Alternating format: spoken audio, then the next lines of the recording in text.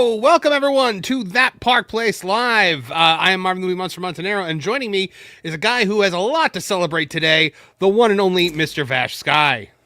Thank you so much for that amazing intro, Marvin. Yes, lots to celebrate because Vash Sky Parkcast hit 10,000 subscribers. It is absolutely awesome, and all thanks to you. All thanks to you, Marvin. All thanks to you out there, that Park Place audience. Thank you so much for all of your tremendous support. It is fascinating, Marvin, just how much is actually happening, not just in theme parks, but in the realm of entertainment. There's so much going on. It's crazy. Oh, absolutely. Yep, absolutely, guys. It has definitely been a huge week in all of theme parks and entertainment. We are going to talk about all of it today. Apologies for the lateness, guys. As you know, as Culture Casino so elegantly pointed out, we were 8 minutes late. Thank you for reminding everyone. You homosexual. But the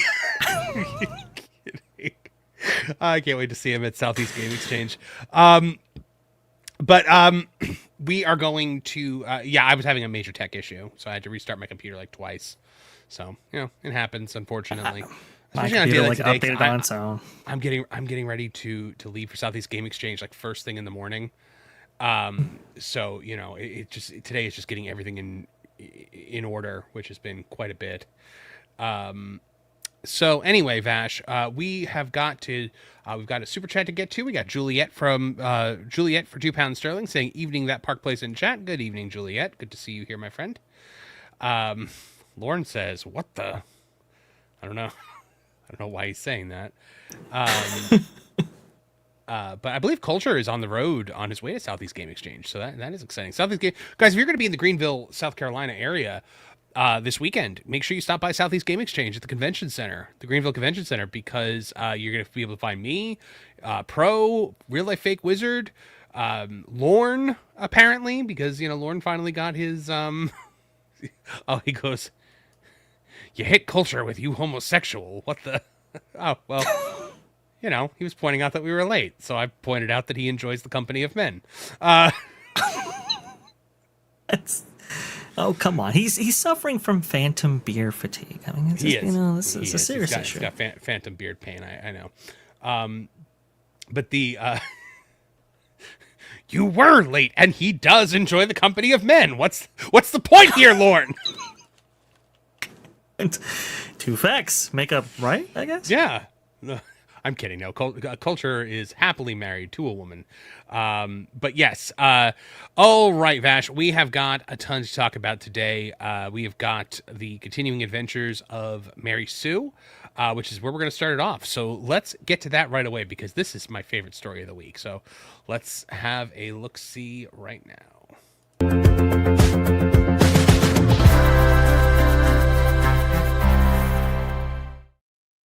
All right, the web series that is taking the internet by storm by Josh Dawes, former Disney employee and friend of the channel. The Continuing Adventures of Mary Sue has a new episode, Vash, and I have not seen any of this yet. We're going to watch it for the first time here today on That Park Place. Have you seen it yet? Boy, I don't even know what show this is, but I am so excited to go you haven't seen The Continuing Adventures of Mary Sue up till now? I have not. I have missed on this, and wow. So this is a former Disney. It's a former Disney employee, and he has been doing this. I'm trying to find. I'm looking for the previous episodes of this so we could lead up to the new one. So he has taken to AI to essentially create these animated shorts called The Continuing Adventures of Mary Sue, to kind of poke fun at the what the various sorry, I'm trying to find it, the various storytelling tropes that have kind of become commonplace in today's media. So I'm just trying to find the first one. Episode 1. There we go. Okay. Cool. All right, we got it. So let's do episode 1 first here. Again, this is from Josh Dawes. So these ones we've seen already. We'll get to episode 3. But here we go, Vash. You can't face the dragon until you've been trained. I don't need training. I just need to realize how awesome I already am. Suit yourself. Perfect.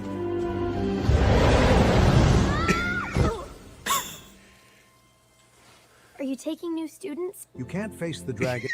So there you go. That's episode 1. The thing, let's get to episode 2, because episode 2 is also just absolutely brilliant. And episode 2 is the one where it actually like really blew up. Okay. All right, so here's episode 2. This one's a full minute and a half. Okay. Okay, let's. It's fantastic. Right?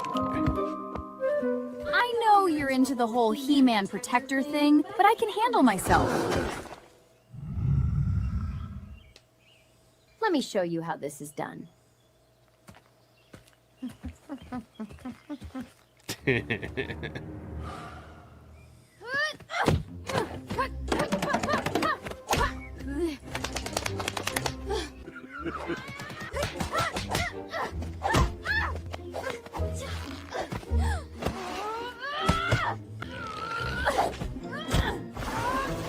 Animation consistency between cuts is pretty good. Phenomenal, right? Mm-hmm.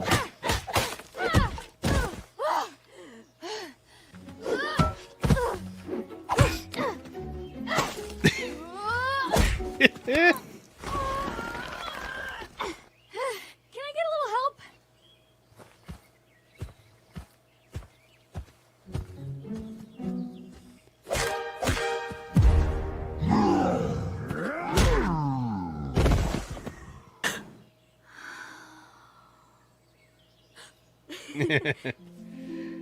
The thing I like about it is that like he never makes Mary Sue never comes off as unlikable.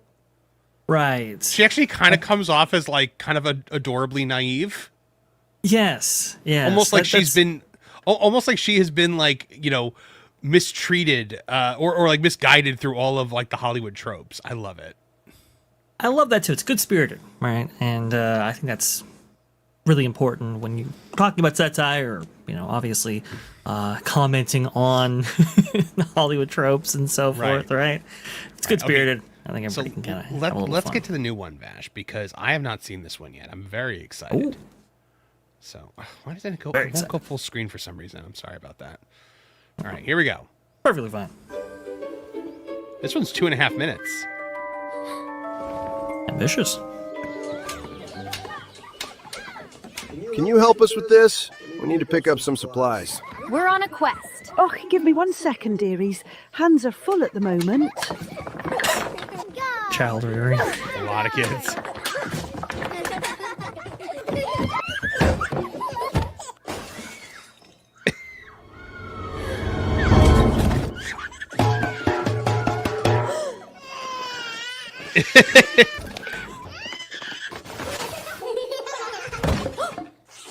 Ew. Oh, man.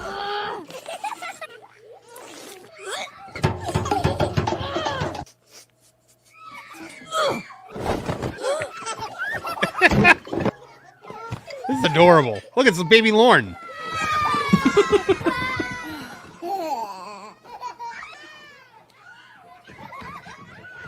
Can you imagine a more miserable existence?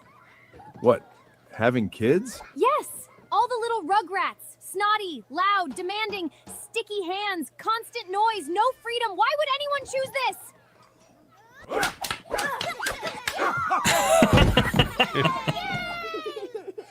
Here, dearie. Watch Angus while I gather your supplies.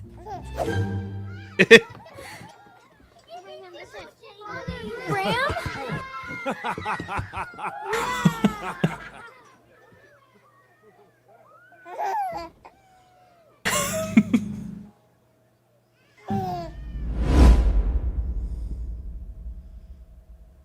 Aww.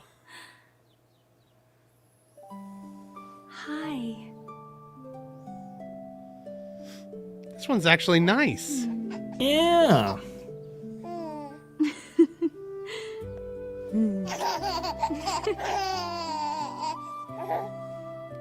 I can take the little guy. Back off! Who's a perfect little warrior? You are.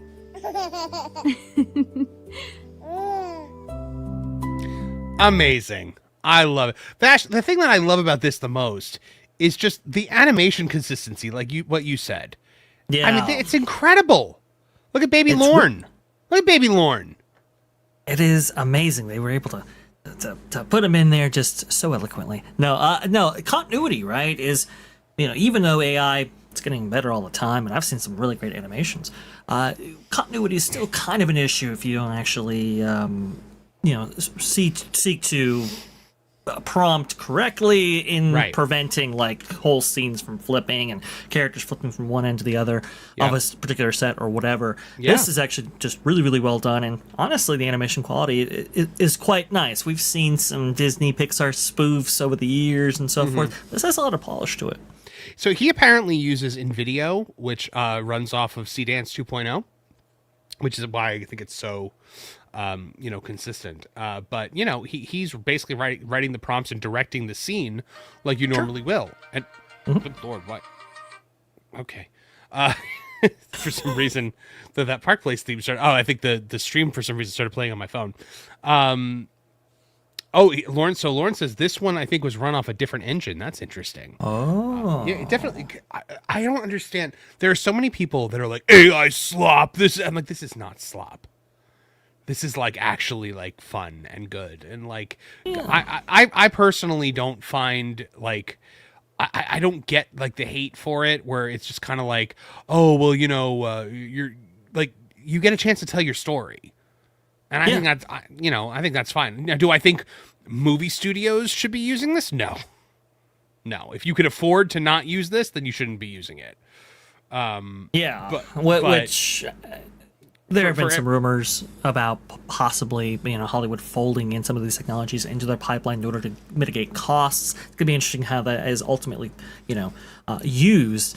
But there are some amazing works being created by guys who, previously, even just 5 years ago, this would have been really impossible to do, right? And now somebody can actually do it, maybe on a weekend. That's incredible. Yeah. Oh, so Lauren says tag at the end showed a different name. So let's have a look.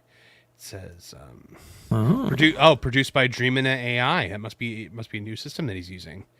Interesting. But yeah, man, this is really neat. Like I just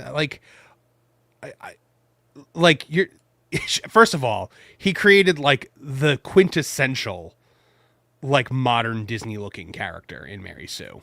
Yes. With the purple hair and like the pants, and like I love the beginning where she's looking at the dress and loving it and then has to hide the dress. Like I think it's so funny, man. It's so good. I think it's fantastic. There's a lot of like little nice details right there. Obviously this one about child rearing, which so the trope in Hollywood is you can't even have a woman express interest in any guy, right?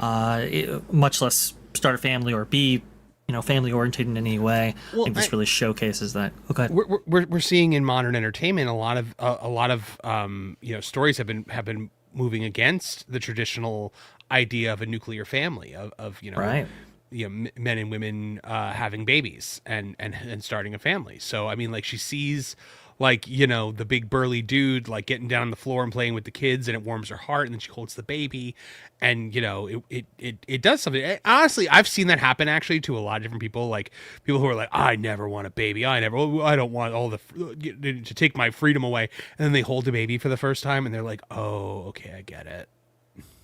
Right. So. They child rear themselves, and then it's like, it's a little bit different story right there. Like you said, we've seen that play out over and over again. Testament to a great artist. Actually show like the downsides of maybe having a little one, right? And all the frustrations and all of that, and all of that is completely usurped. When Vash says artist, by the way, he means storyteller. Not obviously, we know it's not real art. That's not really artwork, but it is storytelling. It is directing. You have to describe in detail what you want to happen, otherwise it's not going to work. Right, exactly. It should have been a little bit more precise with my language. There's no question about that. A great storyteller, right? Okay, great craftsman of a narrative. To express those things so poignantly in a very, very funny way. And I love how the father figure kind of throws himself in there and has a lot of fun as soon as she says, "Why would anybody want to do this?" Just really, really good, and it shows the contrast, which I think is fantastic. But honestly, Marvin, these are really well put together. Yeah, I'm shocked, man. Like where are we going to be in a year is like what I keep saying. Like we're at the point now, like when you look at this, you also look at the Star Wars ones, like the Star Wars AI films that have been coming out. Those are amazing. I can't wait to see what those will do when they start getting onto things like Sea Dance 2.0, because right now the big thing that they still have going against them is everything sounds kind of monotone sometimes. And, you know, like things like that, or they will, the fighting is terrible. You know, it can't do combat yet. It doesn't know what it's doing with that. But Sea Dance 2.0 gets it. So, Sea Dance 2.0 is really good at combat. It's quite remarkable to see. Oh, go ahead, please. What I would like to see is an American company duplicate what Sea Dance 2.0 can do, because I'm wary of anything involving Sea Dance because it is China.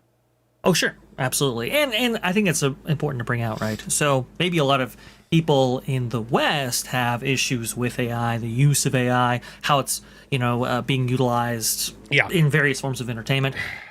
But Asia and the Asia market doesn't really have inhibitions when it comes to AI, especially in China.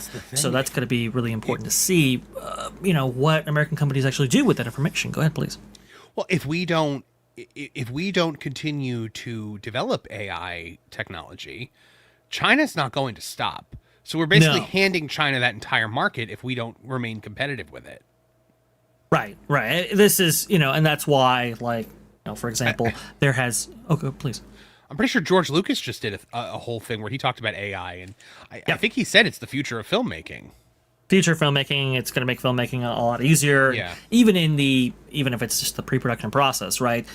You can tell, or you can very much envision a world in which they actually use it for the pre-production and development of, like, various effects shots. I know that George Lucas had a heck of a time, trying to come up with a way of telling his effects artists, okay, I want these camera angles in this way, I want, this blocking, I want, this person moving through a scene and so forth, right? Even in that context, these things to be really alleviated by just having a pre-visualization to assist those effects artists in the back end. Please go ahead.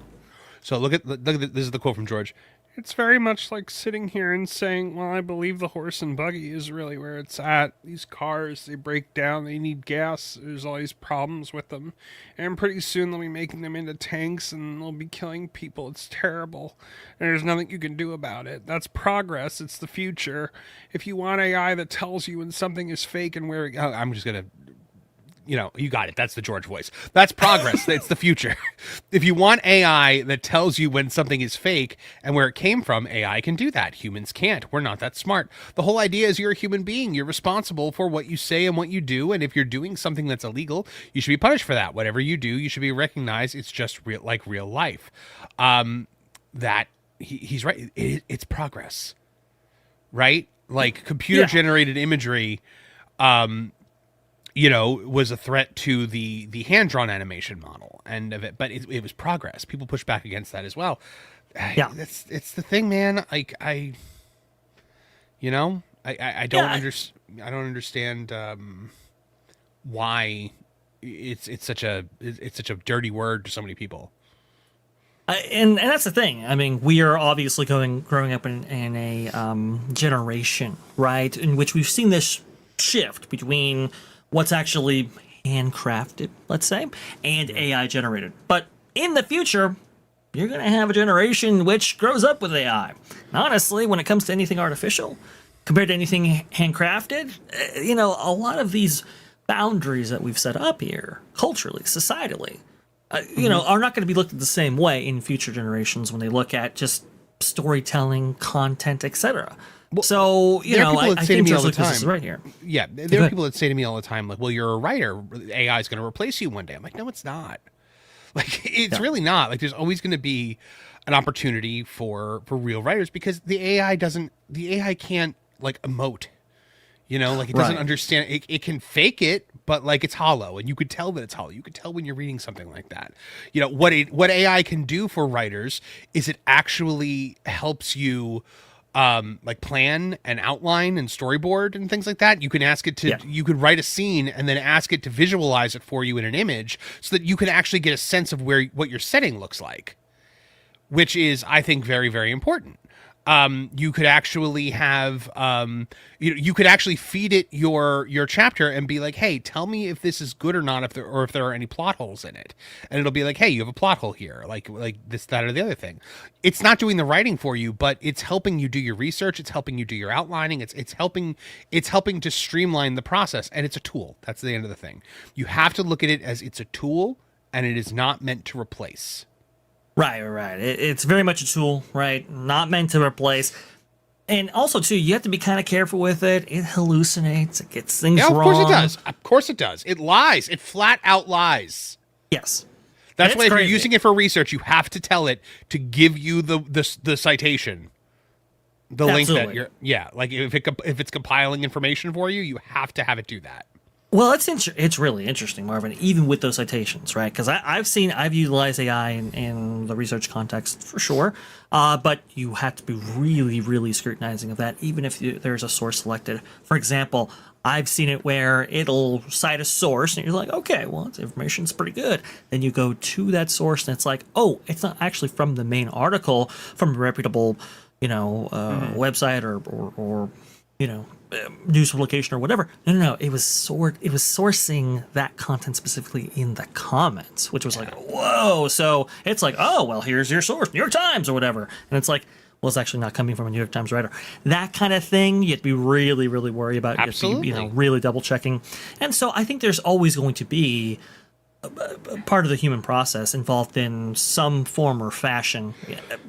But at the same time, there is a reality in which people are going to be telling stories this way. And look, for the maybe storytellers, the craftsmen, perhaps the artists, that could be a really valuable tool in producing stuff that, like I said, would have cost tens of thousands of dollars, maybe even millions, many months, etc. Now you can do it no time at all.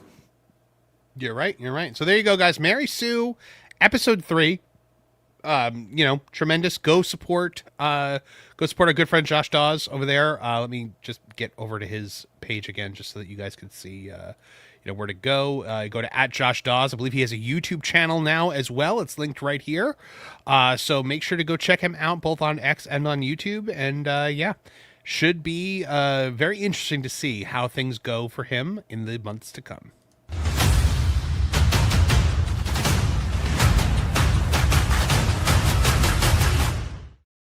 Oh, stop the presses, Vash, because Just a Dutchie member for 11 months says, can we take a moment to celebrate this? 10.9K subscribers. What an amazing milestone, Vash Sky. You have done amazing work here, my friend. Thank you so much. Very much appreciate that, Marvin. And thank you, Just a Dutchie. Very much appreciate you. In honor of 10K, giving out 10 Park Place memberships. Park Place memberships. Thank you very much, Just a Dutchie, in honor of the 10K. Fantastic. Thank you so very, very much. We appreciate it. We see you, we hear you, we speak your name. And we always say thank you. Every time a membership is gifted, a content creator gets his wings. Is that gendered language? We're not at Magic Kingdom, Dad. Thank you. One of my favorites. Oh, yes. Okay, Vash, where are we going to go to next? I think next we're going to go to, some thrill data because and talk about what it says about the crowds going on in Walt Disney World right now, because it's interesting. And I want to kind of talk about it a little bit because I have some theories that I want to run by you to see what you think. Please. So let's just real quick do that. The thrill data with the attendance patterns right here. It's a big story for sure because, absolutely. I mean, the month of July, even for a lot of theme parks, a lot of places, not doing all too well. So, very interesting.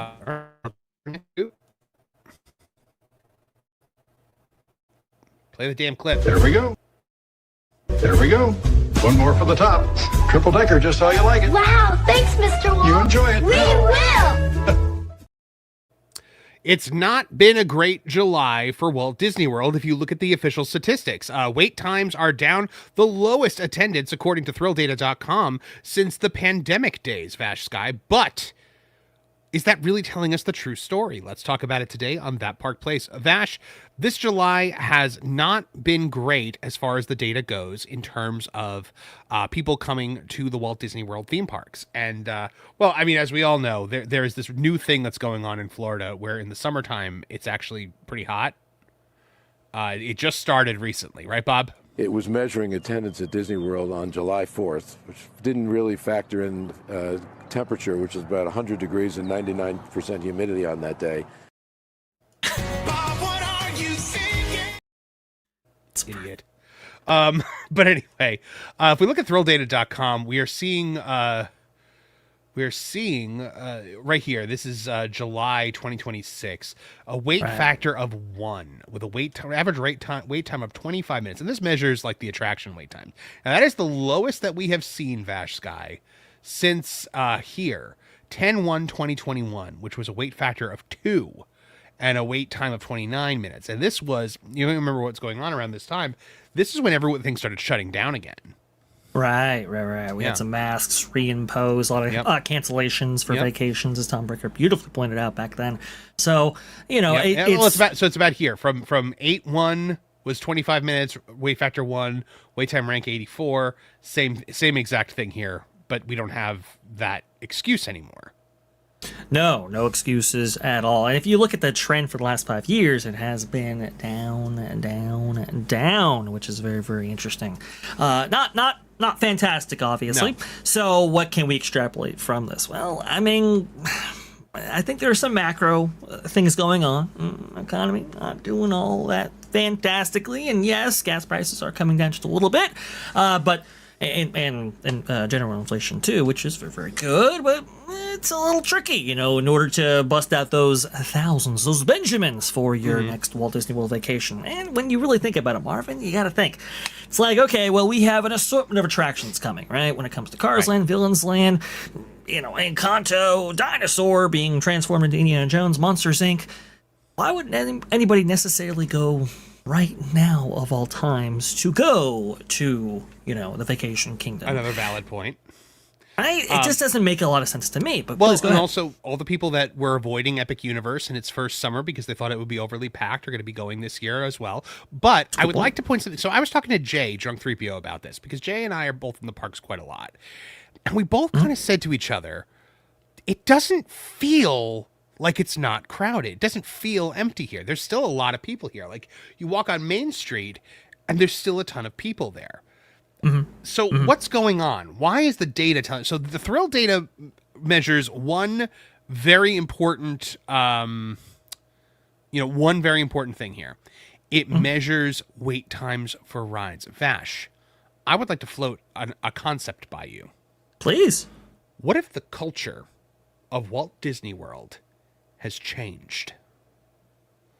What if now locals are flooding the parks so it still looks crowded, but they're not going on rides? What if the inclusion of Lightning Lane has now made it so that people are not riding as many rides? They're showing up for, I have a good friend who says vibes, not rides. And I think that's what's happening here, Vash, because the Thrill data is not measuring admissions. It's not measuring the touch points and how many people are scanning in on a daily basis. It's measuring the wait times.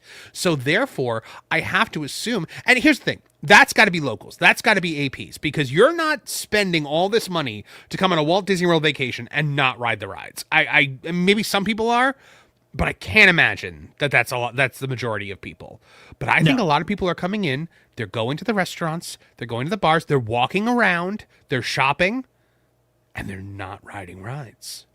I think that's a very astute observation. I think you have something there, Marvin. I do think international, the domestic guests, right, coming in, flying into Florida, has certainly shifted outside of summer. And we've seen Disney historically lean in to those locals in the Orlando market and maybe even parts of the Sun Belt there in the United States, and getting them to go on in. But like you said, Marvin, if you do encourage these people to come, well, it's kind of like Disneyland, right? Where People have been on the rides. So do you necessarily see a lot of ride activity with those locals, especially like you said, those friction points like Lightning Lane?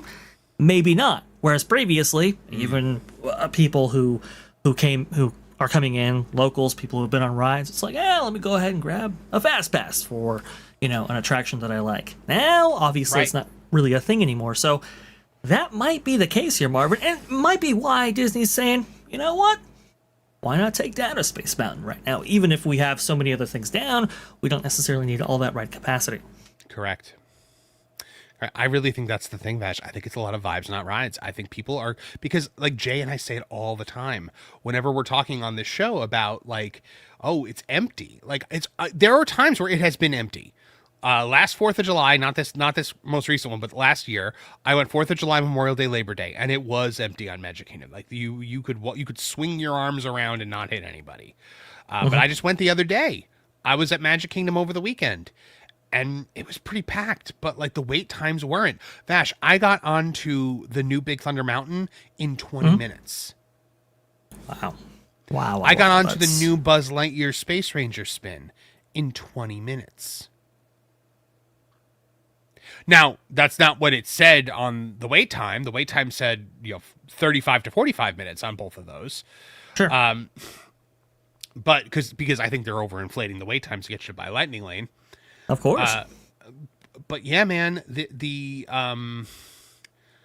I don't think, and then look at Epcot. Epcot is, pretty consistently crowded. And that's because of the festivals. It's because, what are you going to Epcot for? You're not going to Epcot for rides. You're going for vibes.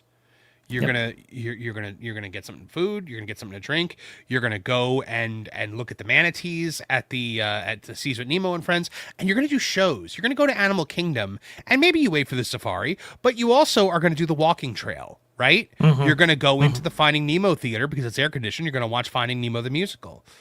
You're gonna go watch Tough to Be a Bug, not Tough to Be a Bug, Zootopia Better Zoogether, because again, now there's like no line for that. Right. But like people just aren't. They're like, the locals, I think, are just like, well, I could go on. I think it's really starting to shift. Like, obviously, there's still a huge international crowd, vacation crowd, but I think locals are starting to become more of a force. Not quite the way they are at Disneyland, but I think it's starting to pick up. I think they are, and I think they're a force now, especially with so many things on the way. So domestic tourists are kind of like, maybe I'll save my money. And we have seen this shift over the last 20 years or so, Marvin, where people who used to come out for summer because their kids were out. Well, now you have all year classes in some major markets and so forth. So we've seen kind of a shift of, hey, if I'm going to get my kids out of school, it's going to be during the winter time and not during the dead of heat in Florida. And so it's like, okay, well, let's go ahead and really lean into those locals in order to pick up some business. And again, the big locals business for Universal, and we've seen Universal parks be very successful in the summer. Walt Disney World, not as much because they really rely on those domestic tourists, international, etc. right there. But this is also maybe why, Marvin, it's very interesting. I've always said, hey, look, listen, bring out the entertainment. What's going on with the entertainment? Why is it so scaled back? Why are you not really leaning into it, especially right now? Perhaps Disney is looking at this and they're looking at these different patterns and they're going, okay, well, entertainment brings in locals, but doesn't necessarily bring in who we want, domestic tourists, etc. So good for them, but maybe doesn't deliver on the ROI, at least in the data, that would necessarily, have afforded them maybe finances pushing them in that direction, right? Now it's kind of like maybe that's a different paradigm. And so what are we also seeing? We're seeing more bars. We're seeing more places to hang out. We're seeing more places to take advantage, I think, of that vibes, not rides culture. Right. So I'm going to put this to test right now, Vash, my theory. Right now it's about 90 degrees in Florida, and the humidity is like a lot, right? It's very high humidity today. I'm seeing if I can find it specifically right now. No, it doesn't say. It's almost around 1 o'clock. It's got a high of 93 today. Okay, well, right now in the Magic Kingdom, you've got it doesn't. Is there anything over an hour? No, there's nothing over an hour right now. 55 minutes for Tron, 45 for Space Mountain. Brand new Buzz Lightyear Space Ranger spin, 30 minutes. And now this obviously usually means take at least 10 minutes off of this, right? Yeah. You've got Little Mermaid at 20, Seven Dwarfs Mine Train at 50, Peter Pan's Flight at 40, Small World at 20, Haunted Mansion 25, Tiana's Bayou Adventure. Well, it's broken. It's down right now. But Big Thunder Mountain, brand new Big Thunder Mountain, 45 minutes. By the way, can I just say, I want to take an opportunity to say that Big Thunder Mountain, that brand new Big Thunder Mountain, it's actually really good. It's really good. It's the smoothest ride you could possibly imagine. Like, you don't feel like you got in a fight anymore when you get on. I'm sure some people prefer, like, the more rough version. So now, let's take a look over at Epic Universe, right? Sure. Yoshi's Adventure, 70 minutes. Monsters Unchained, 25, which that never has a long line. But 25 is actually long for that. Minecart Madness, 160 minutes. Bowser's Challenge, 100 minutes. Hiccups Wing Gliders, an hour. Harry Potter Battle at the Ministry, an hour, which is actually, if you see that at an hour, you get on that line because it's never that. Fire Drill, 65 minutes. Curse of the Werewolf, 60 minutes. So how does this prove my theory, Vash? I'm going to tell you how. Please. There are no annual pass holders in Epic Universe. Very true. No one is going to Epic Universe for vibes. They're going for rides. Yeah. So that's why I think the Epic Universe wait times are so much higher, because the culture there, I think, is a little bit differently. And I don't know, like, because if people now are going to Disney and just not spending money on Lightning Lane, I don't know how this helps their ROI at all. Because they're probably not buying an excess of food and beverage. No, I don't think so. I don't think I'll tell they're. Let me tell you also, Vash, a lot of these annual pass holders that are going there and not spending money at all. Yeah. They're getting in with their AP. They're not buying souvenirs. They're not buying food. They're not buying drinks, especially at Magic Kingdom where you have just the one bar. They're not buying those drinks. They're not able to get into Beacon Barrel is the one thing you still really can't get a reservation for. So I think that's a nightmare for Disney, because there are people in the parks, but I don't think they're spending as much money. That's just my guess, just based on like what I've seen of that culture. But absolutely, I think you're exactly right. I mean, when it comes to domestic tourists, remember, somebody flying in, they obviously got to get transportation to the resort, but they're usually staying on property. They're usually staying multiple days. They're usually eating at the fine dining restaurants and all of the taking advantage of all the amenities that the resorts have to offer. They're doing all of those things, which are usually, big spending opportunities for that guest, and certainly on Disney's behalf right there. But it's a different paradigm when you get into the annual pass holder game. And here's the thing, Marvin, even if they do, annual pass holders that is, actually engage in purchasing different accoutrements, they're doing it with a discount. So, just per guest spending, it's just a little bit different. Not a small discount either. It's usually at least 30%. Yeah, I mean, and that goes for food. Not maybe quite that high, but yeah, restaurants, you can, like, sit down restaurants, but like quick service food. Now, Universal will give you the AP discount on like quick service food. But Disney does not, I don't believe. Disney just gives you table service restaurants and merchandise.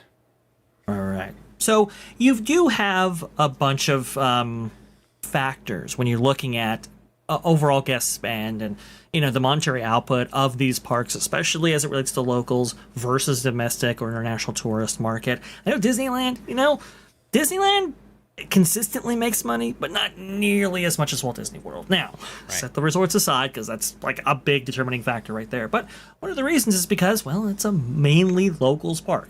Again, 75% of the annual attendance for the entire park of Disneyland comes from within 250 miles of that location. Versus Walt Disney World, you've got people going once in 5 years, once in 10 years, once in 20 years, maybe once in a lifetime. And when you do, Marvin, it's like, hey, no holds barred, spend all you want. Versus annual pass holders, a little bit more discerning, right? And so this is the vacation we've saved up for 8 years for, so we're going to go hog wild on it. Exactly. And so annual pass holders could spend a lot in a year, but not as much per day. And that's the timeline that Disney's most interested in. I agree. So yeah, guys, what do you think? Do you think that the reason why the wait times are down is because of this vibes not rides mentality?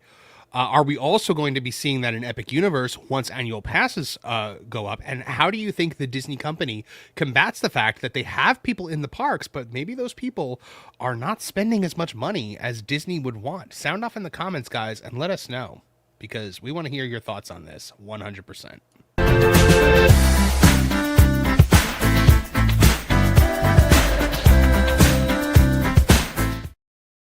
All right, Bash. Let's see. We've got Just a Duchy for another €6 says also a celebration for the 31K subscribers that TPP has reached, a milestone for everyone involved. Yes, thank you very, very much.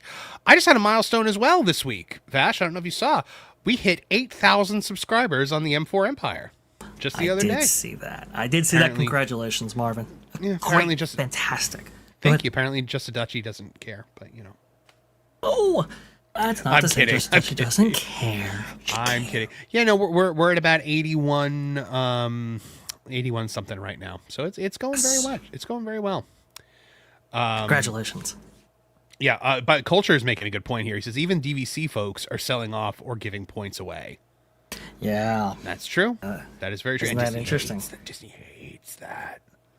Oh, they hate that. They're trying so hard to destroy that resale market. Very much so. Yeah, they're doing all they can because I wish I understood it more. Yeah, I wish I understood the resale market a little bit more, but I don't. Or understood how DVC works in general. It's a very confusing process here. It's the point system, Marvin. It is. It's timeshare nonsense. You know, like we looked into it at one point in time, and I was just like, this makes no sense. I don't want to do it. Yeah, it's good that you held off because I think maybe in the introductory days of DVC, pretty good value. Now, so much. All right, Vash. Time ready to get to our next topic? Absolutely. Let's go. Yep. Looks like Disney is getting back into politics. It's showtime! Straight from the heart of the park. The Walt Disney Company Experiences Division has made a interesting move here. They are diving back into the political field, but not the way it used to be, guys. They are firmly backing one candidate and one side in Orange County, Florida. Let's talk about it today on That Park Place. From thatparkplace.com, from Trevor Denning, Disney Parks makes a $100,000 donation to Democrat Stephanie Murphy's political campaign. Now, Vash, I don't know if you know how they used to do this with local Florida elections, because first of all, they were not dropping $100K. That wasn't this is the largest donation that they've ever made towards a single candidate in the Florida market. The best research I can find. But typically back then, what they were doing was they were giving equally to both sides. Of course. Because it was all about maintaining the RCID, so it doesn't matter who's in power, Marvin. Just you back the people who are most likely to not take the RCID away from you. Right. Well, so you back the Dems locally, you back the Dems and the Republicans equally, because even though like it's Orange County, Democrats are probably going to win, you also don't want to piss off the state government, which is typically always going to be red. I've never seen it not be. So, like it was typically, pretty fair and balanced. This is going completely the opposite direction, Vash. Let's take a look at this story here because it's wild. Walt Disney Company is once again making headlines in Florida politics. According to newly released campaign finance records, Disney Experiences contributed $100,000 to former U.S. Representative Stephanie Murphy's campaign for Orange County mayor, marking what is believed to be the company's largest ever donation to a local political candidate. The contribution, first reported by the Orlando Sentinel, underscores Disney's continued interest in the political leadership of the county that is home to Walt Disney World. The company declined the newspaper's request for comment. Murphy, a Democrat who represented Florida's 7th congressional district from 2017 to 2023, is one of 4 candidates seeking to replace outgoing Orange County Mayor Jerry Demings. Disney's $100,000 contribution helped Stephanie Murphy's campaign expand an already sizable fundraising advantage. Her campaign has also received major financial support from Michael Bloomberg, former New York City mayor and head of Bloomberg, businessman J. Hyatt Brown, entrepreneur Beat Kali, and Murphy's Center Aisle PAC. Between her campaign committee and affiliated political committee, Murphy has reportedly raised more than $1 million for a local mayoral campaign. She said the support reflects confidence in her priorities for the county. Quote, everybody who has supported me bought into this notion that we need to have affordability, livability, and opportunity for people across this county. People who support me know exactly what I'm about, and they're supporting me because they understand that this is something the community needs. Now, this was obviously questioned by other candidates. Because she's not the only Democrat candidate running right now. I think it's still in primaries. So Disney's contribution to Stephanie Murphy's campaign has quickly become a point of discussion in the race. Orange County Commissioner Mayra Uribe suggested the company backed Murphy because of disagreements over her own efforts to reduce the tourism industry's influence on county government. Orange County Clerk of the Courts Tiffany Moore Russell also expressed surprise, calling the amount shocking after previously speaking with Disney representatives before learning that the company had been chosen to support Murphy instead. So it sounds like she was talking to them about supporting her, and they decided to go with Murphy. Republican candidate Chris Messina has raised substantially less than his Democratic opponents. Nearly $3 million has reportedly been raised across all 4 campaigns, making it one of the most expensive Orange County mayoral races in recent history. Now, $3 million has been raised across all 4 campaigns, and one of those is $1 million. That means one candidate out of the 4 has raised a third of the money. Yeah, and in local politics, it's a massive sum for sure. Now, Marvin, I understand that the state as a whole, right, pretty red, but Orange County, from what I understand, has been pretty blue. At least it has been in recent years with Jerry Demings and so forth. Yeah. Which you got to think, Marvin. Without the RCID now, Disney might be incentivized to get a little bit, a little bit more politically minded. Perhaps. Absolutely. I think that's 100% a thing that's happening. We've seen what's happened. Disney got smacked in the dirt by the Republicans in Florida because Bob Chapek caved to pressure by both Victoria Alonso and Bob Iger, because Victoria Alonso cornered him for 45 minutes about opposing the parental rights and education bill, aka the Don't Say Gay bill. And then at the same time, the supposedly retired Bob Iger had condemned the bill in the media and was lambasting the company for not also condemning it. My favorite. I love that clip so much. But at the end of the day now, Vash, they are now openly. And so they lost the Reedy Creek Improvement District because of it, because Ron DeSantis smacked him into the dirt. And now we are seeing the Disney company openly now supporting Democrat candidates for large sums of money. And one other thing that you have to think about right now to put into this, who just became the president of the Walt Disney Company? You mean CEO? Or no, president? I mean president. Oh, Dana Walden. That would be Dana Walden. Who is Dana Walden's best friend? Ooh, Dana Walden's best friend. Kamala Harris. Kamala Harris, yes! Dana Walden is a huge supporter of the Democratic Party. Now, all of a sudden, the Walt Disney Company is getting involved in politics in a very lopsided manner. That can't be good for Disney from a perspective of wanting to appeal to everybody, wanting mass appeal. And my question now, Vash, is what is the how do I word this? Do you think that Disney is shifting? Because it looked like for a while under Bob they were trying to shift back to let's at least pretend to be for everybody. Do you think under Dana Walden now it's starting to shift the other way, where it's starting to shift back into politics, back into the blue, and is Josh D'Amaro just letting it happen? Josh is fending off the FCC right now, which obviously, it's in, I guess, Republican hands, even though aspects of the federal government aren't supposed to be politicized, but we kind of know how the whole game works, right? And Disney is very, very, up on that as well. It's really interesting, Marvin. Josh D'Amaro, we don't want to undersell his role in any of this, as right. When speaking about the politics of Disney, because he was the largest contributor to Disney's PAC years ago, by a large degree, from what I understand. Yes, and if you look at where that money has gone for Disney's PAC, well, it's gone towards Democrat candidates, like 9 times over 10. I mean, it really is something when you look at all the records that we have available to us. Now, there has maybe been a balancing there, but still historically, at least within the recent years there, it has shifted dramatically blue. which is fine. I mean, I guess that, they can donate to whoever they want. I think publicly, Marvin, they like to see themselves as a company who, appeals to all sides, right? And I think Josh D'Amaro is very keen in that. But I think privately, where they actually spend their money, where they actually invest and donate and all of that, I think it's going to be disproportionately blue. Maybe both federally and certainly locally, because locally, obviously, they were hammered by the other side pretty hard.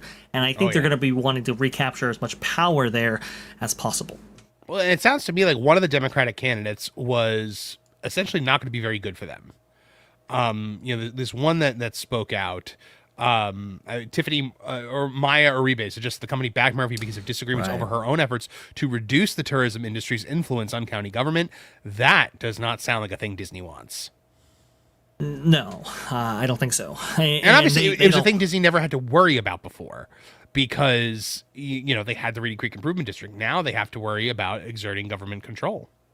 Absolutely. And they fended off attacks on Reedy Creek before, like in the 1980s, for example. But, I mean, they had never lost it outright, as DeSantis and the other Republicans in the state were successfully able to do. And so that's put a lot of emphasis on, well, who is going to be the governor for California? Because, as you know, those board seats for SIFDOT, well, they actually come from the governor in part right there. So it's going to be really, really important. Obviously, the state legislature. In Florida, you mean? Yes. It's just those seats, right, for SIFDOT. They emanate from both the state legislature and from the governor. So it's going to be really, really important who actually sits on those boards and how much power and control Disney is able to get. We've seen Disneyland there. I believe the FBI recently called it a cabal, if I'm not mistaken, in FBI documents, the relationship between Anaheim and Disneyland. I do think we're going to start to see a lot more of this in Walt Disney World as a result of this kind of insulation that the RCID previously used to provide, now gone. Well, under Bob, obviously, we all believe that Bob had political aspirations. He thought he was going to become president. He tried to endear himself to the Democratic Party as much as humanly possible, and then decided against, running. So under Bob, I think there was the conception that Disney is a Democrat company. It's a blue company. It's a liberal company. And I think with the change in leadership, there was an opportunity to kind of show, no, it's a purple company. It's for everybody. We're back to the center, the mainstream middle, the sensible center. A $100,000 donation to a local Democrat candidate does not send that message at all. No. And remember Bob Chapek, historically, right? He was like, let's not be a political football and so forth. And yes, there was a lot of pressure on all sides. But also, let's include Susan Arnold, the openly gay chairman of the board at that time, also putting pressure on Bob Chapek. And, well, she has the power to remove him. And, well, unfortunately. Apologize for not being the ally that you needed me to be. That's pretty much what happened. That's actually recording of audio from that apology right there. So I do think you're right, Marvin. I think they're heading into this direction, at least privately, championing campaigns, championing certain policy positions, or just leaders that allow them to effectively remain uncontested. And that goes for theme parks in Florida, there's no question about that, but also to broadcast television and other places. I think they want to go ahead and protect their business, so they're taking a stance one way on that issue. But I think public facing, I think Josh D'Amaro understands the political nature of the company and how it's existed for the last 10 years or so. I think he is trying to get away from that, so at least they'll say all the right things. But what they'll do might shock you. What they say and what they do, always different things, whether you're talking about politics or Disney.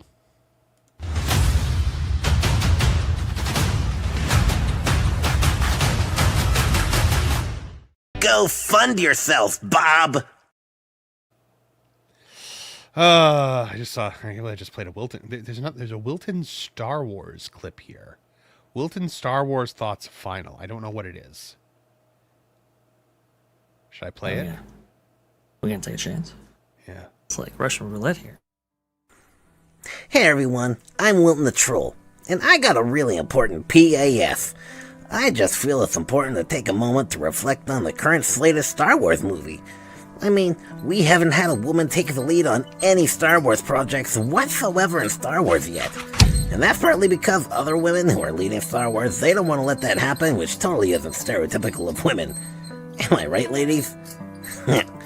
But here we are, with director Charmin Abinadab Chinook or something. Anyway, she's a woman who's bringing a lot of weight to Star Wars because of her, pedigree. I mean, look at her. Her credits from Satara, Let Girls Dream, Three Bahadur, The Revenge of Baba Balam, Ladies First, A Journey of 1,000 Miles. They all have ties to Star Wars, and some of you guys are so ignorant you have had no idea that there's something thematic through all those things in Star Wars. People who haven't been properly represented and fanned. Lots and lots and lots of freaking sand. They hired her because she knows how to work with sand. That's what Star Wars is today, kids. It's sand. Planets. Some of you are dumb enough not to believe me. And yes, it's time for a woman to lead Star Wars. I mean, things that has totally worked in every other sphere of life, especially politics. Come on, Hillary Clinton, you tell them that it's time for a woman to smash that patriarchy. Anyway, that's all I have to say, and I think it's important for you to know that. Thank you.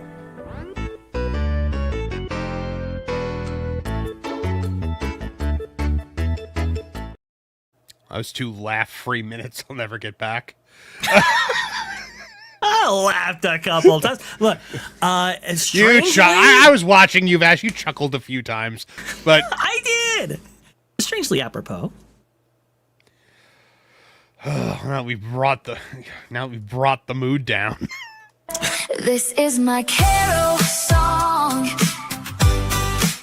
It is 8 seconds long.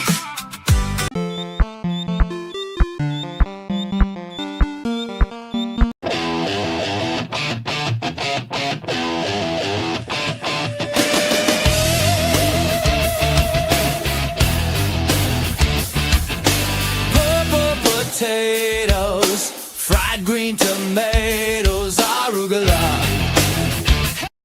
All right, we're back.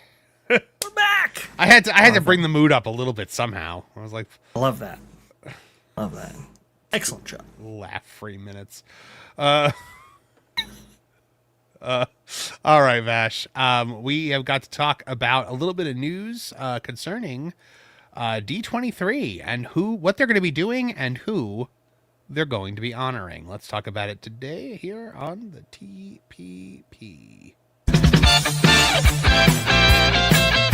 It's showtime! Straight from the heart of the park! Walt Disney Company is holding its annual or semi-annual D23 event, and they have announced the programming lineup, including the Disney Legends lineup. Well, it turns out that one of those legends is going to be getting inducted at a very awkward time for him, if you smell what I'm cooking. Let's talk about it today on That Park Place. Vash! Oh, D23, always a big, busy week for us. I remember the last time was when they announced Monsters Incorporated. It was when they announced, the Rivers of America shutting down and all this other stuff. And we were reporting on it, pretty heavily. I know Culture is actually going to be there at D23, apparently. So that's pretty cool. Hopefully he'll be doing some on-the-ground reporting for us. So this is from the D23 team. The Jonas Brothers will be live on stage with their Hey Jonas podcast. Cast of Percy Jackson and the Olympians will also offer a sneak peek at Season 3. The Ultimate Disney Costume Contest, celebrating the milestone anniversaries of Alice in Wonderland, Beauty and the Beast, Kingdom Hearts. Disney legend and 8-time Academy Award winner Alan Menken will be there in a rare one-man concert. That actually sounds pretty cool. And so much more. Today, Disney announced a spectacular slate of programming happening at D23, the ultimate fan event presented by Visa. August 14th, 15th, and 16th in Anaheim, California. Tickets are still available, with full-day Sunday D23 passes still available, along with afternoon-only fan passes, only $49 each. For Friday, Saturday, and Sunday, there's so much for Disney fans to discover. At D23, the Ultimate Disney Fan Event, the magic never stops, said Michael Vargo, head of D23, the official Disney fan club. Can we just say D20? Did we always have to say the ultimate Disney fan, whatever it is? D23 Expo. It's perfect. It was awesome. Everybody knew what it was. Now it's Vash, the it's ultimate D23, the ultimate Disney fan event.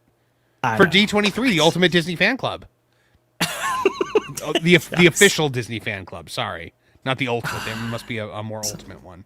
From the moment the first guest walks through the doors of the Anaheim Convention Center to the final curtain at the Honda Center, every hour is filled with something extraordinary. This is where fans become part of the story, and every part of the Disney universe comes to life. Let's take a look at the programming reservation information. Guests can unlock even more magic at the Anaheim Convention Center through the randomized reservation selection process, which distributes reservations for select presentations and experiences based on preferences and availability. Okay. Don't know what that means. It sounds like something that could backfire. Spectacular slate of stage programming. Each day at the Honda Center, fans will experience never-ending surprise and delight moments, performances, and announcements. So Friday, August 14th, the Disney Entertainment Showcase. Friday night, the world-class storytellers of the Walt Disney Company will, along with the current people that are working there, will take center stage at the Honda Center for the Disney Entertainment Showcase. Guests can experience surprise celebrity appearances, exclusive first looks at upcoming films and series, exciting new announcements, and unforgettable musical performances. Star-studded presentation will celebrate the stories audiences love while offering an exclusive preview of what's coming next across Disney's movies, television, games, and live stage productions. Then Saturday the 15th, Horizons, the Disney Experiences show. They're calling it Horizons? They called it Horizons, I think, the last time, too, which is a little strange. That's weird. Join host Neil Patrick Harris for a journey into the stories shaping the future of Disney experiences around the world. Building on ambitious projects announced in 2024, this year's showcase will take fans deeper into the creative vision behind what's to come, hearing directly from the Imagineers, storytellers, artists, and innovators bringing these experiences to life.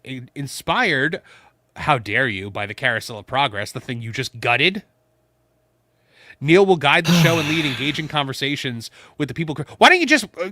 How about you just do it? Have it be inspired by the Rivers of America and Muppet Vision 3D while you're at it, Neil. Well, there's more Muppet information here included in this whole thing. Yeah, which is unfortunate. With the people creating the future Disney experiences, complete with behind-the-scenes look, special performances, exciting announcements, and a few surprises. I'm not anticipating any big announcements here, Vash. I don't think so. I mean, I think there are going to be maybe some surprises, right? But I do think they're going to be a lot smaller scale than 17 new rides, shows, and attractions as was brought forward in the last D23. I think it's going to be a lot of updating on what we're already getting and so forth. Maybe some additional details provided for some of these projects. I imagine. I mean, I think I was actually with Theme Park and the O255 and Catch the Magic last night talking about this. I mean, maybe like a dragon for Fantasmic, that might be pretty cool. Space Mountain being redone, all those things, but I don't anticipate anything really dramatic here. What I think is surprising, Marvin, is that they have Neil Patrick Harris actually hosting this. Previously, it had been a parks chairman before, right? Yeah, Thomas Maslam not getting up there to do it, huh? Right. And that might have to do with the fact that maybe stage presence, not his forte. Obviously, he has that kind of Austrian accent right there. So they might be looking at it and going, well, let's not get off on the wrong foot already with this new guy. What if they want Neil Patrick Harris to be the one that is the face of like the bad news announcements, like Muppet Vision closing? Remember, like Josh didn't say that it was going to be replacing Muppet Vision when he announced that Monsters Inc. was coming, and they saved that for like a few days later, or Rivers of America because he didn't want to get booed. What if they just have Neil Patrick Harris make the announcement so that he gets booed? That's an interesting idea. Never really thought about that, but it is possible that is the case. Also, too, they do show that footage in various realms, part of that in investor packages and so forth. So I think they are looking for more of a statesman, more of a presentation.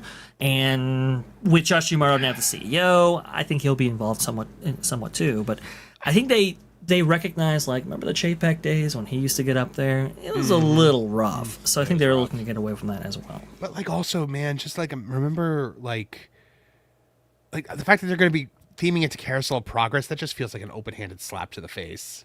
It's not great. It's not great. And I'm sure we'll know more about Carousel of Progress here, but I don't like that. I'm surprised they actually didn't go with Carousel of Projects. which they could have possibly done. It's gonna be, and when it becomes a reality, it's a melting pot of diversity. Because there's a guarantee you, it's gonna be a woman hosting it. It's gonna be different races. This is not gonna be like the way it was. I heard the Stories Matter group really wanted to affect big change in Carousel Progress specifically. Now, I've heard, Marvin, that, some of those things might have been contained since when Stories Matter was really at the height of its power. Like if we're I do know that if we're going to the year Scene 1900, Yeah. Scene 2? Yeah, Scene 2 is going to be hosted by the mother. So that's for sure. They've already said that. So they're already in that direction right there.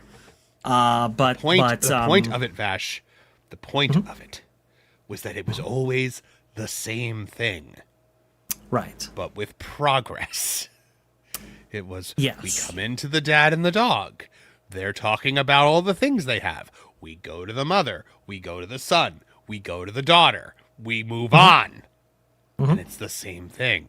Of course, it's going to be hosted by the mother. I can't stand it. I can't stand this. That's what they're gonna. That's what they're gonna do. That's what I they're, have no problem. Like conceptually, I have no problem with the mother hosting it, but knowing that they changed it from where it was and why they're changing it, that's the thing that just absolutely breaks it. Let's talk about the Legends ceremony in a second. Let's just see what else we have. A new feature-length documentary from Leslie Iwerks. Discover how Disney's great storytellers draw inspiration from the parks, where their worlds were always meant to live. Hey, Jonas, live at D23. Oh, I didn't know Jonas is doing a panel at D23. That'll be great. Yeah, big get. I was on the phone with Jonas. Huge. He's really excited about it. Yeah. Oh, when I talked to him about it, he was just like, "Yeah, I threw him a bone." The Disney Rewind concert. Relive the magic of VHS vibes with the Ultimate Throwback event. Just baiting the nostalgia. Showcasing some of the best Disney hits of the 80s and 90s, filled with nostalgic favorites performed by Disney and Broadway stars, including Bill Farmer, Jodie Benson, and incoming Disney legend Susan Egan. Actually, that sounds kind of awesome. Not gonna lie. Bill Farmer will probably sing like some Goofy movie stuff. Jodie Benson obviously will do Little Mermaid. Susan Egan will do some Hercules. I would like it if they did the join right in, sing along with another Disney song. Like the whole thing with the owl. That's Whole New World of Alan Menken in a rare one-man concert. Alan Menken shares the songs and stories behind legendary Disney films and beloved stage and screen musicals. D23 Masquerade, the ultimate Disney costume contest presented by AT&T. I didn't know AT&T was still a company. Joining host Nina West for the return of the ultimate Disney costume contest. Fans will showcase their Disney-inspired creations on the runway, so join us to vote alongside judges Yvette Nicole Brown, Ashley Eckstein, and Bobby Kim.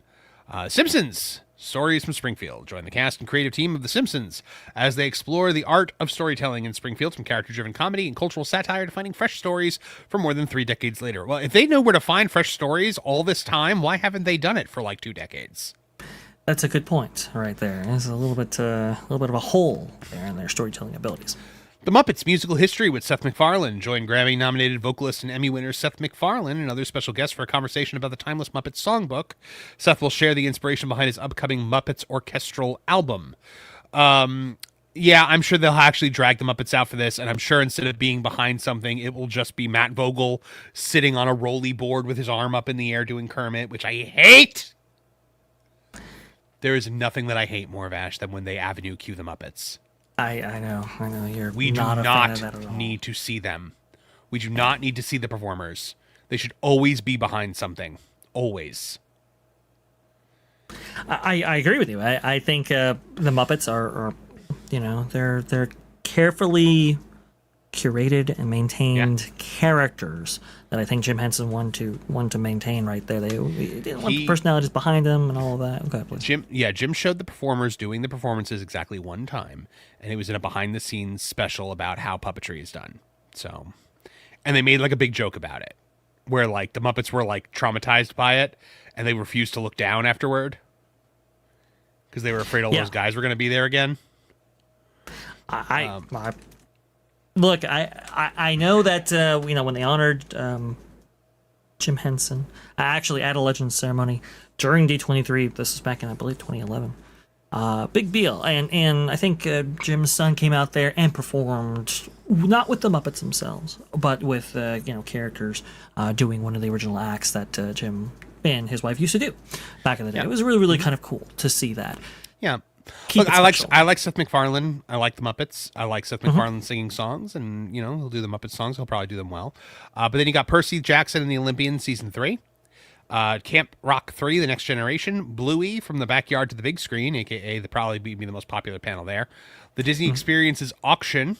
Oh, that's where they're auctioning off all of the pieces of Muppet Vision 3D. Yeah, we were going to bring that up right there. So even though they're honoring the Muppets in this way, that way, they are all obviously auctioning off parts of the theater and parts of what was in that experience right there. We It's have not taken what good. we've killed. We have mined the body for valuables, and now we're selling it like the pirates of old. It's terrible. Don't like that. Don't. Not a great thing. Again, it's very Pressler era in its approach right there. It's being hosted by Not Brett really great. Iwan, the official voice of Mickey Mouse, which is interesting.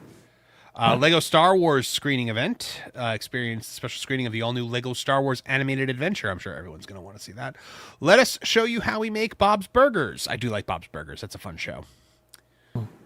Scrubs, scrubbing back in. Celebrate the return to Sacred Heart with conversation with the cast and executive producers of Scrubs.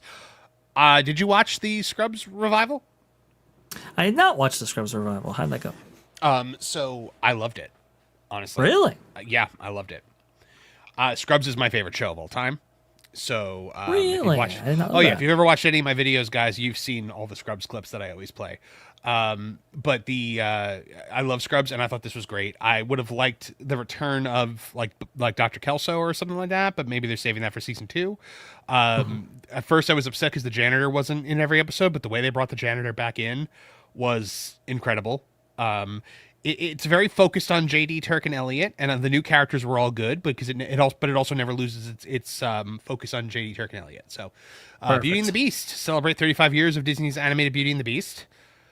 And you're gonna have filmmakers and stars from the animated feature and the Broadway production inspired, including Paige O'Hara, Don Hahn, and Mark Henn, as well as Susan Egan, who played Belle. She was the original Belle on Broadway before she was Megara. Right. So- Yeah, a lot of people, unfortunately, from that time period, Marvin, are no longer with us. And that's much unfortunate. So that's why they're kind of incorporating the Broadway aspect to that, I think.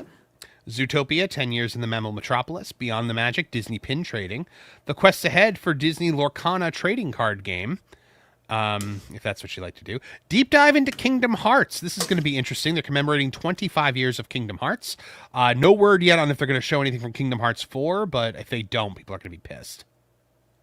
Yeah, I think you're going to get something from Kingdom Hearts 4, I would expect.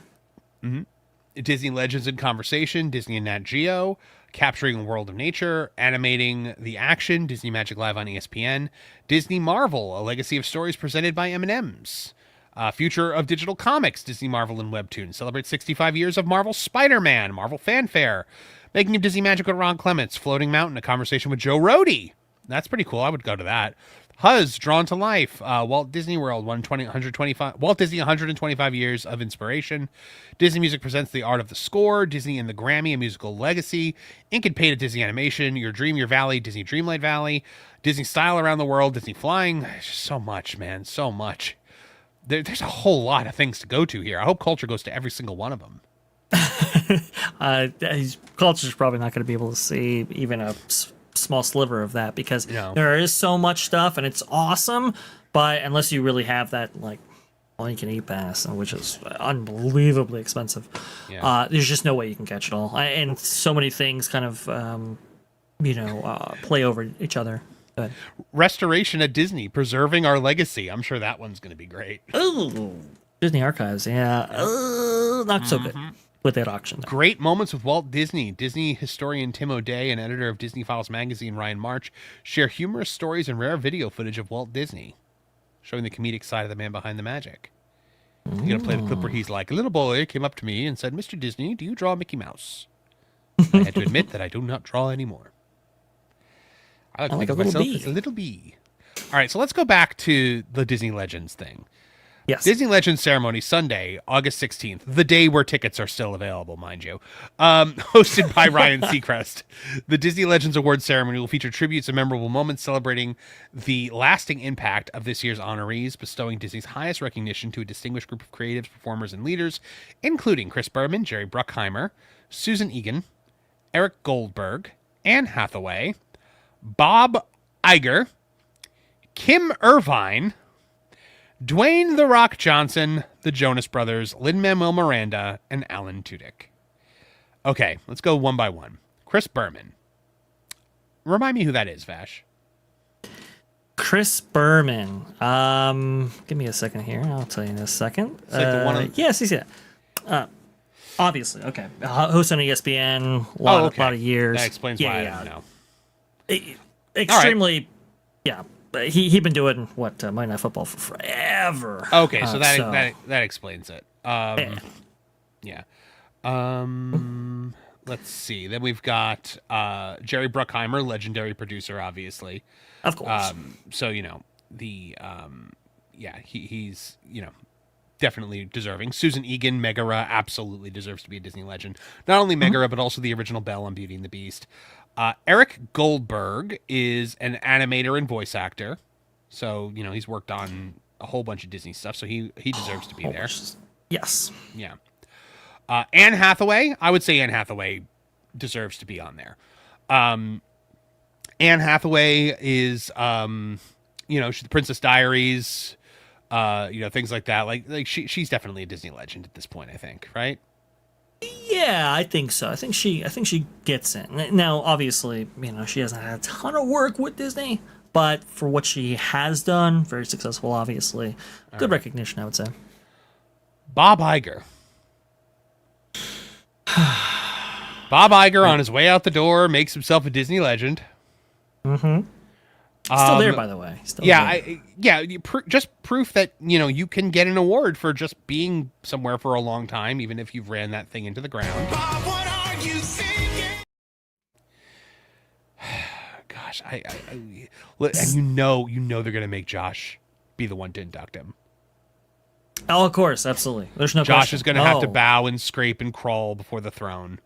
He's gonna kiss the ring. There's absolutely that's going to happen. Now, it's kind of funny because, Jared from Capture the Magic, he's always like, hey, are they going to, because this is the Hana Center, right, where this is taking place. It's like, are they going to take one of his corduroys and, retire in the rafters with the number?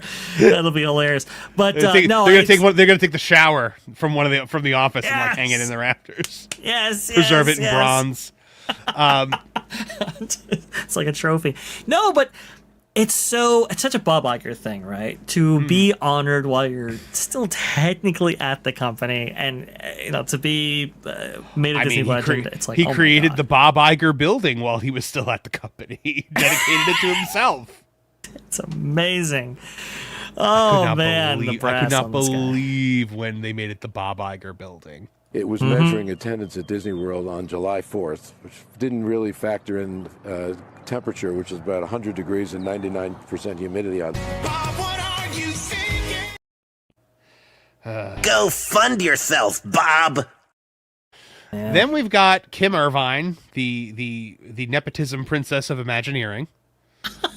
She did a lot of work for many years. I know. I can't get over the fact that she was desperate to get the hanging man out of the stretching room.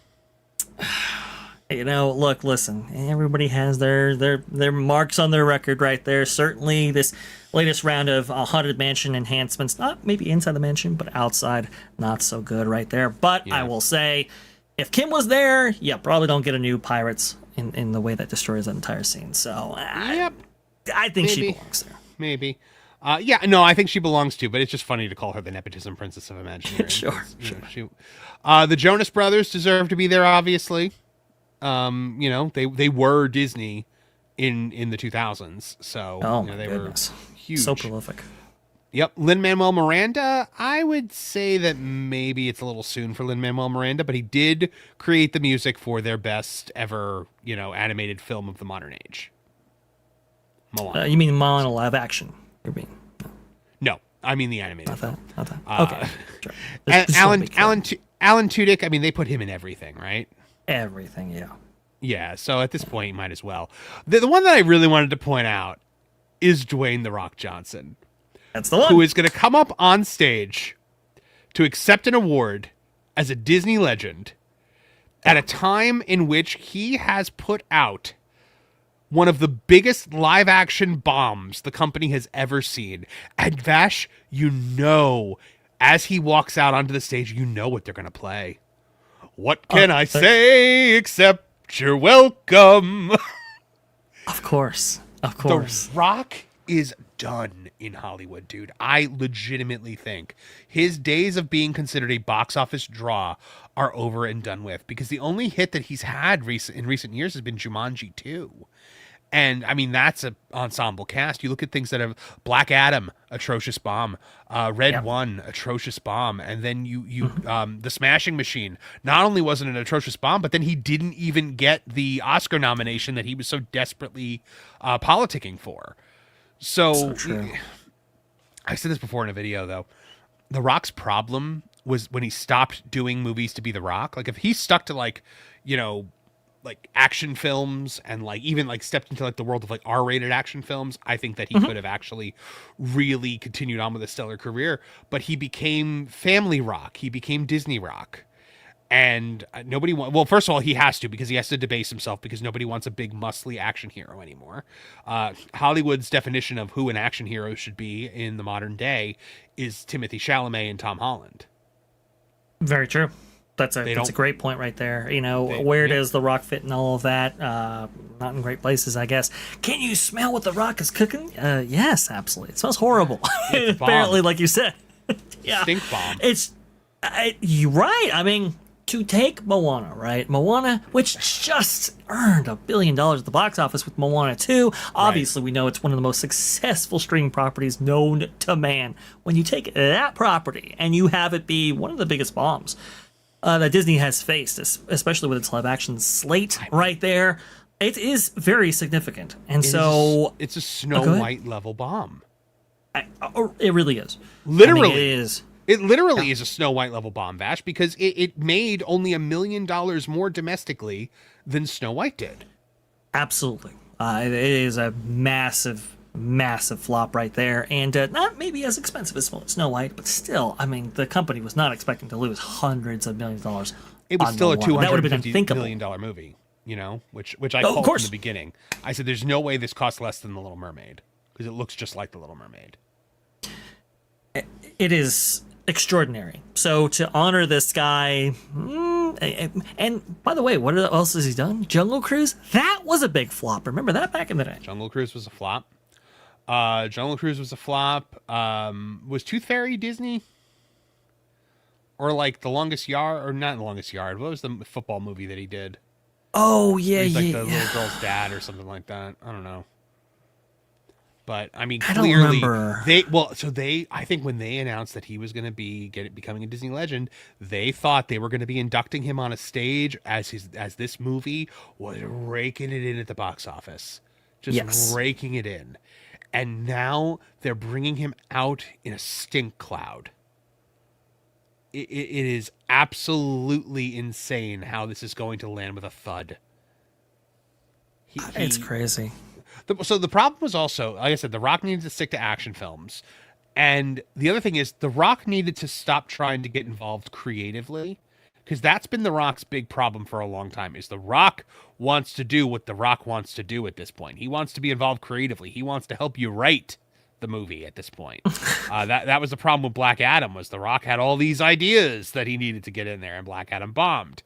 The Rock is not a creative person. The Rock is a very charismatic person. There's a difference. Charismatic person can very easily deliver the lines written by an actual creative. The Rock is not a creative. It was The Rock that demanded that Red One be filmed for IMAX, and then that bombed. And I guarantee you, The Rock was the one that pushed for the live action Moana, because he wanted to star in it. And he's the weakest part of that movie. Did you see it? No, I did not. Okay, so the dynamic shifts entirely with The Rock playing Maui in live action, because Really? Maui. So if you look at Maui, the way he's animated, Maui is animated to look like he's about 21 to 23 years old. Probably. He's a young man. He's a demigod. He's 1,000 years old, but he plays like a guy in his early 20s. He looks like a guy in his early 20s. He has this kind of big brother, little sister dynamic with Moana throughout the time. He has that like youthful arrogance that he has to overcome throughout the like it's very much like a young man full of full of pee and vinegar. Like it's like that doesn't work when he's a 53-year-old man. Yes. The dynamic is creepy between him and Moana. I did read that in a lot of critics. Even big name critics who were looking to praise this thing, they were like, I don't know if this doesn't feel right. Yep. So the dynamic is creepy between him and Moana. The arrogance is cringy because he's an old man. Not an old man, but he's a middle-aged man. And then like certain jokes that they left in, like, like the joke where Maui's like laying face down on the raft and he's just like, oh, well, if the water starts feeling like it's warmer, it means we're going in the right direction. And Moana's like, ew, because he peed in the water essentially. They leave that joke in, Vash. And when it's a 53-year-old man peeing on a 14-year-old's hand, it's really, really creepy. And he's not laying face down in the boat. He's laying on his side, which made me question like what state he was in at that moment. Bizarre creative decisions. It looks like. That is one of those. Jeff Elms just pointed it out. He says, as a cartoon, it's kind of funny. When it's a 53-year-old man, it's creepy. Right. Exactly. There's just some stuff that doesn't play well when translating to live action. So, usually when you have a creative company, it's like, okay, let's go ahead and adjust these scenes and really, factor the live action in and maybe take some of its properties and really showcase those. Shot for shot remake, you get into some issues. This is one of them. Well, and then you have, let's say, also, Maui's motivation. He wants the people to love him, so he does all these things for him because he feels so like, sad because he was thrown away by his parents. Well, when you're a guy in your 20s, that's an interesting motivation that you feel sorry for him. When you're in your 50s, it's pathetic. Yeah. And in the beginning of the movie, they show him stealing the heart of Te Fiti, and he's a 53-year-old man when he does that. How did he come across in terms of both his wig and his bodysuit? He's got this tiny little head and these tiny little hands and this giant bodysuit with no nipples, and it is the weirdest thing that he has done. Like on his body since that time in the late 90s when he wrestled in a tracksuit because he had chest augmentation surgery. Look it up. The Rock. Wow. The Rock had a I can't say it on that Park Place, but he had he had that surgery to get he got pectoral implants. So amazing. Look it up. But yes, so they are rolling him out and bringing him out there and propping him up and being like, here we go, the Rock Disney legend, while he just produced one of the biggest bombs of all time. How did we get here, Marvin? How did this happen? Through sheer hubris, my friend. Sheer hubris.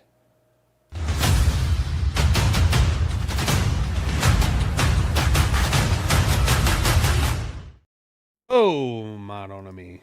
This show is just flying by today. We got some super chats to get to. Sean, formerly known as John, member for 14 months, says, no federal indictment, so better than Anaheim. Okay. Barnes and Noobs for $4.99 says, never in my life thought I'd see the day where The Rock would be made a Disney legend before becoming a WWE Hall of Famer. This is just bizarre. Is he really not a WWE Hall of Famer yet? Is he really not? would have sworn that he would. I mean, his dad is and his grandmother is, but His no, you know, what? I don't think he grandmother is. Yeah. Yeah, his grandmother was a promoter a wrestling promoter in Hawaii. No, The Rock is I not see. currently a Hall of Famer in the WWE. That is Wow. interesting. Yeah, Huh. no, yeah, because he inducted his grandmother got inducted over like so many like modern or not modern wrestlers, but like actual wrestlers, and of course it was just because she's The Rock's grandmother. Like no other, like they're not inducting. I don't think they've ever inducted like Christine Jarrett or anything like that. It was they just inducted The Rock's grandma because it's The Rock's grandma, and he wanted her inducted. DL Racer for 10. It all comes down to writing. If you continue to churn out empty and unintelligent schlock that does little more than occupy your time, no amount of stardom will make you relevant. I agree. I very much agree. That's why Susan Egan is an amazing. Barnes and Noble says I remember when he inducted his father, because that was when he was like still not in WWE at all, and he came back to induct his dad, and he did induct his grandmother too, I believe. But yeah, so there you go. I believe his grandfather is also probably inducted. Yeah, because I think he inducted his father and grandfather at the same time. Rocky Johnson and High Chief Peter Maivia. Hold on, let me look that up. Fair. Peter I think his Maivia. grandfather, High Chief Peter Maivia. Peter. Was posthumously Let's inducted see. into the WWE Hall of Fame as part of the class of 2008. Yep. Right. Okay. Yep. He inducted them both at the same time. So. Well, Rock will have his day soon. Yep. Someday you'll make it, kid. Don't worry. Yeah, someday. Gosh, he's just got way too much money and influence at this point. Like back when he was just like making action films and like that was fine, but now like he's just like he wants all this like creative control on everything. He unleashed his talentless daughter on the world. Like it's just absolutely terrible. So we got one more story to get to, Vash, though, before we head over to your 10,000 subscriber celebration, which, guys, you're going to be redirected to automatically for that. But let's get to our grand finale. I just can't wait for 3 days of you and me. Disney's Hollywood Studios is getting a new attraction. Well, kind of new. Kind of a new old attraction. Because it has been announced that the Magic of Disney Animation opening date is coming this September at Hollywood Studios. Let's talk about it today on That Park Place. Vash, I am actually looking forward to this one. I am too. I think this is. I think the exterior has been done with such quality, and such a great place to hang out. Vibes, not rides. This is it. Yeah, if you want vibes, not rides, this is an amazing place because Walt Disney Studios here, this area on the outside, as is shown on the screen right now, they have done a great job. They put all these characters everywhere, like these little character statues. It's amazing. Fantastic. It's just really, really good. And we saw some of those characters, something happened to them, but they were quick to switch them out. So hopefully those stay with us long term, because I think it's a really great inclusion right there. Definitely draws upon inspiration from Once Upon a Studio, which is very, very cool. Which, by the way, I believe that's actually going to be on offer here. So I think it's been done really, really nice. It's certainly a step up from what was there before, Launch Bay. Mm-hmm. Absolutely. Absolutely. So we have Disney has announced that the Magic of Disney Animation will open at Disney's Hollywood Studios September 14th. The building is inspired by the iconic Roy E. Disney Animation Building in Burbank, California, the real-world home of Walt Disney Animation Studios.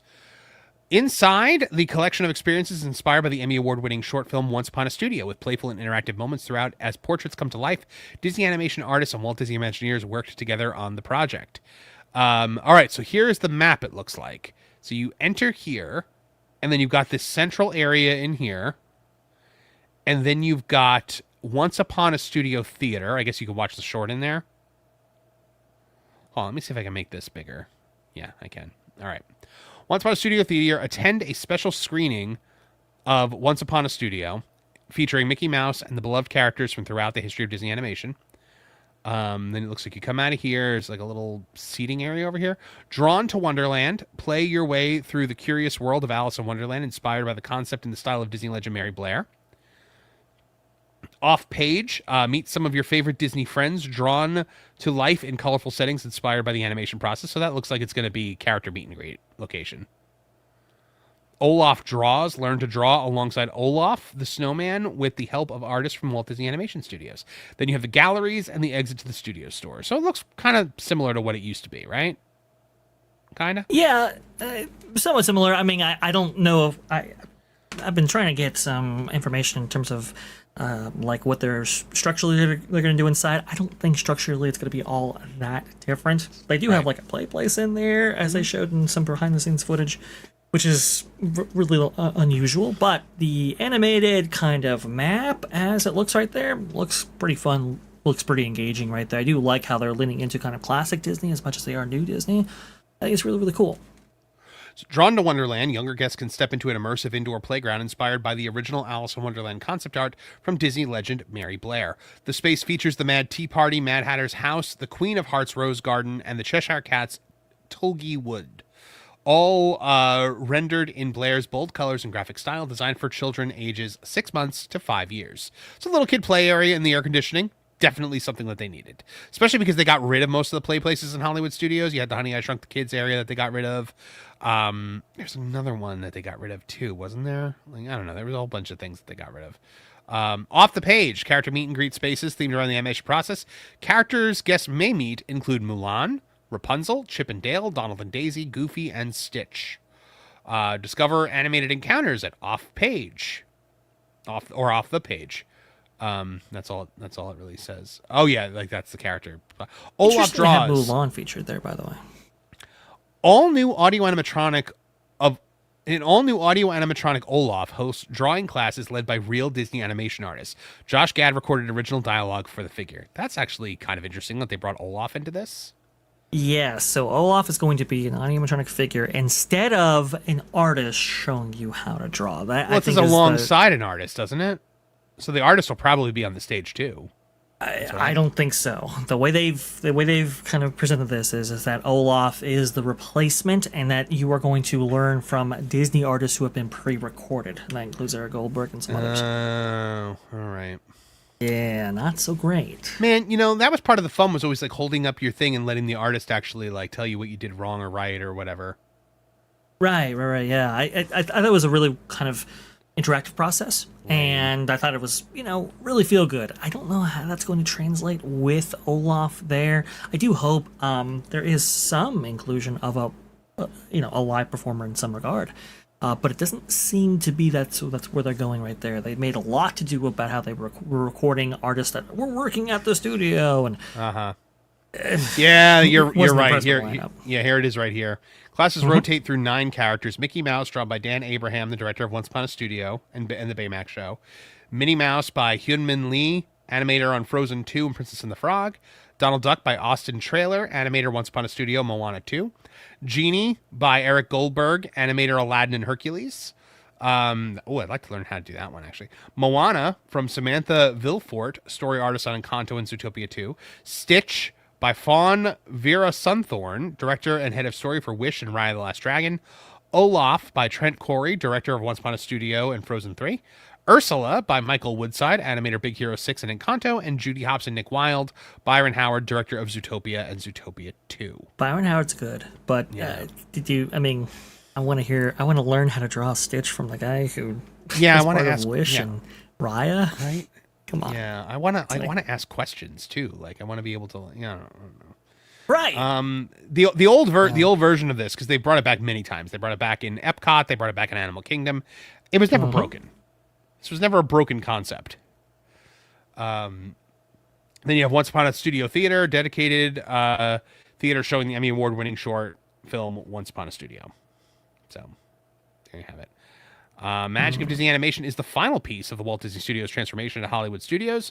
The Walt Disney Studios Courtyard and Disney Junior Mickey Mouse Clubhouse Live open May 26th, with the Courtyard currently hosting free roaming character interactions throughout the day with Mulan, Rapunzel, Goofy, Pluto, Donald, Chip, and Dale. I have seen those character interactions, and they are pretty awesome. The characters are just kind of out there, like, existing in the world. I love that. I mean, it's something that Walt Disney World doesn't usually benefit from. We have certain experiences over there at Disneyland, but Walt Disney World, for guests actually looking to meet their favorite character, usually you have to get into a line. So the opportunity to actually meet them and kind of interact with them, and we've seen social media video of them actually playing with guests and duck duck goose and all that kind of stuff. It's really, really fun, really, really engaging. I love that, and so that's why I'm really optimistic about this animation courtyard, even though not quite optimistic about the drawing aspect of it, not including a live artist.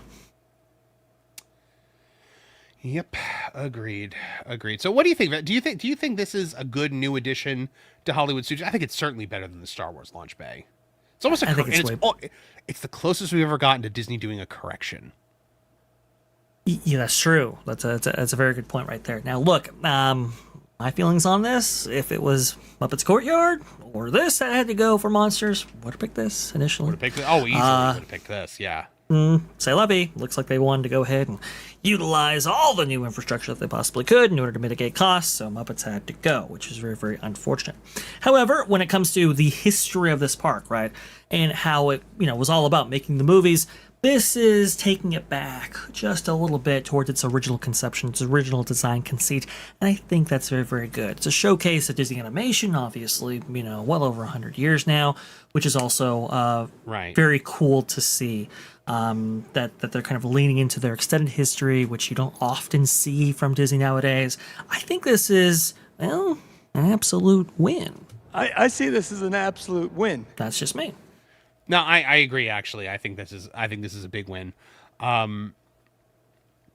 Yeah, I think a company that does not backtrack on its unpopular decisions very often. I remember this was an unpopular decision when they closed it, because it was kind of the last vestige of the old MGM studios, right? Like it was the last remaining part of that old theming where this was a working studio.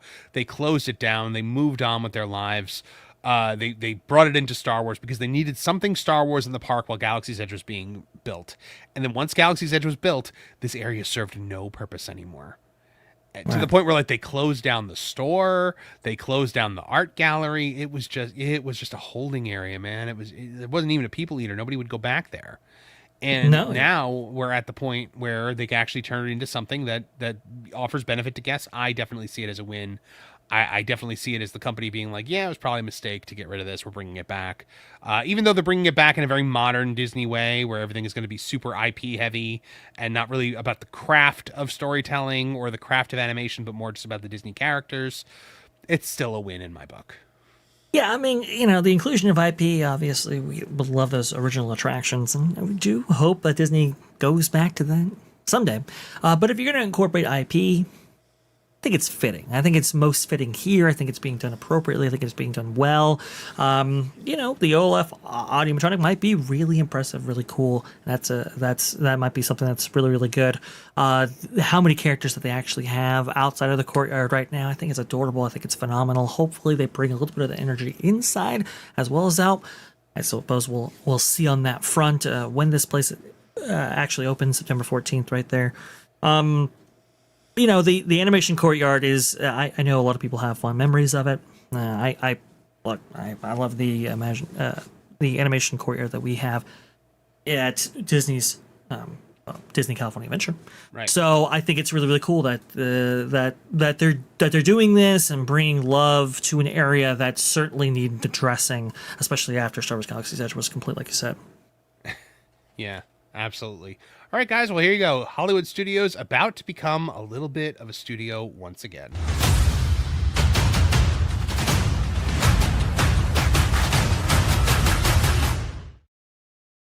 Okay, we got a super chat here from Detailed Devil for $5. Maybe Walt Disney World visitors have less patience for rides because some IP not resonate. Won't splurge for Lightning Lane. Also, construction and new layouts confuse hampers, so more time to wander. I agree on all of that. I think all of that is accurate.